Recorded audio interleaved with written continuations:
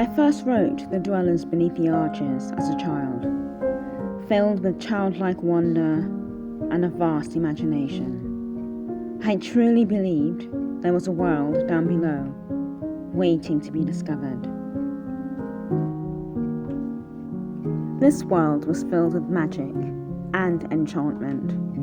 However, reality began to set in, and as I grew older, I quickly realized life wasn't always crystal clear and fun. There would also be trials and tribulations. The creatures living in the magical world would be under threat one day. Why? Because others wanted to steal their magic. As I grew older, I added to the story, and gradually it grew darker. Real-world problems crept into the fantasy. My main character was an adopted teenager known as Asha. As the story begins, she is a loner, somewhat depressed, and estranged from her childhood friends. Then, on a walk one winter's night, she encounters beings who are not from her world. This is my letter to her. Dear Asha, I hope this letter finds you in good health and high spirits amidst the pages of this book that brought you to life.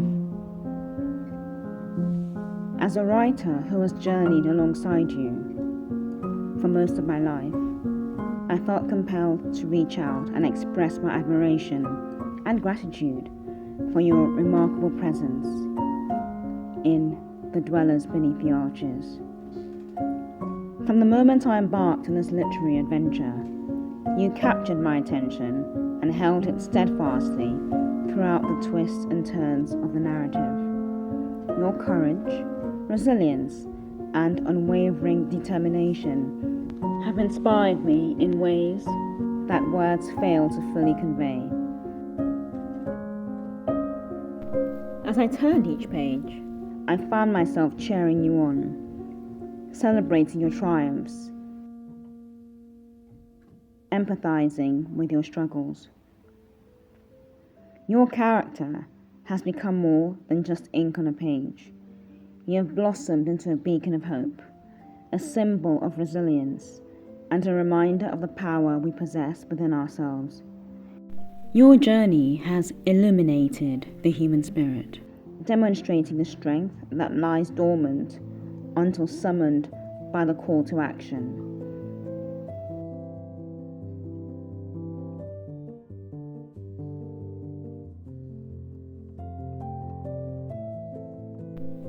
Witnessing your growth and witnessing you rise to the challenges before you has stirred a sense of possibility and wonder within my own heart. I am grateful for the lessons you have imparted along the way through your experiences in the book.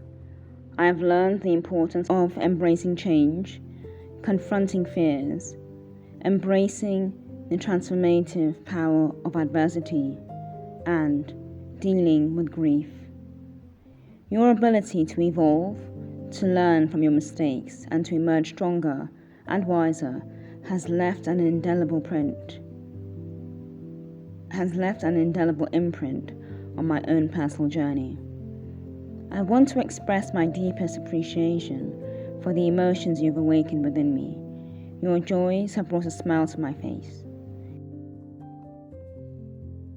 Your sorrows have moved me to tears, and your victories have filled me with a sense of triumph.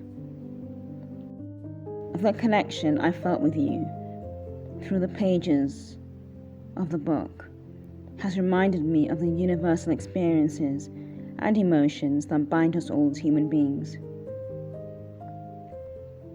As I near the end of this letter, I want to convey my gratitude for the role you have played in my life. You have served as a source of inspiration, a reminder of the power of resilience, and a testament to the triumph of the human spirit. Your character will forever hold a cherished place in my heart. and serve as a guiding light as I navigate my writing journey.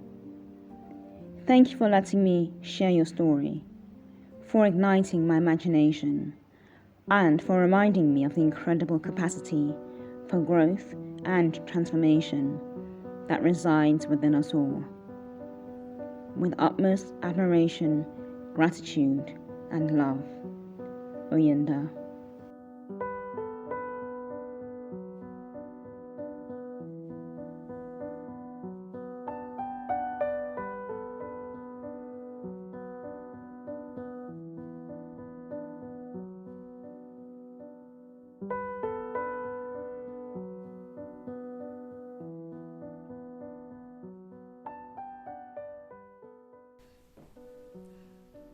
I don't really like being on camera normally, but I thought I'd try going on video once in a while.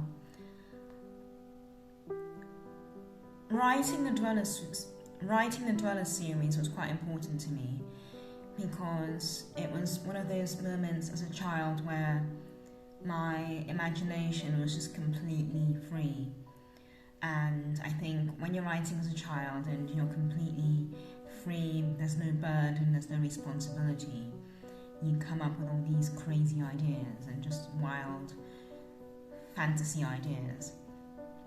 And I'm glad I wrote it, but even better, I'm glad rather than getting it published like immediately, I'm glad I took my time and I worked on it gradually over the years, because as I said previously, the characters got way darker and it showed the reality of the situation and what the characters were actually going through. Because I think when I first wrote it, the teenagers were very happy, the dwellers were very happy.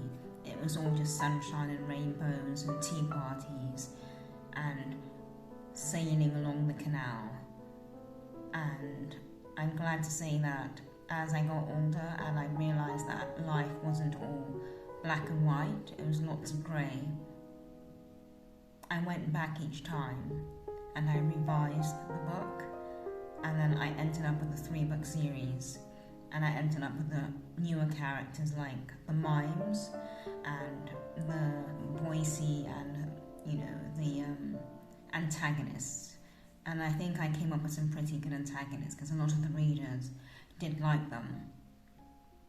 And I thought in this video I'd just write a short letter to Asha, who's my main character, and just really thank her, because although she's one of the main characters, she was a lot more muted than the others. She was going through a very heavy depression at the start of the book, and it was just interesting to see her try to fight through her depression and her bereavement and help the dwellers and make peace with her friends as well. So if you love fantasy, especially quite quirky fantasy, the dwellers will be listed in the description box. At the moment it's just available on Amazon, and there's a free book as well, which is listed in the description. It's The House on the Hill, and it's a little prequel I wrote. I love my prequels, little short stories to the Dwellers series, and I really love writing the series. I'm working on another series at the moment. I'm actually working on 2 different series at the moment, which is where I think I'm getting rather stuck, because I should have just focused on one thing, on one project, but I can't stop writing. It's something I've always done. I've always hopped from one project to the next, and I think it's something I'm going to do until the day I die. But it's been lovely making this video, and until next time, I will see you later.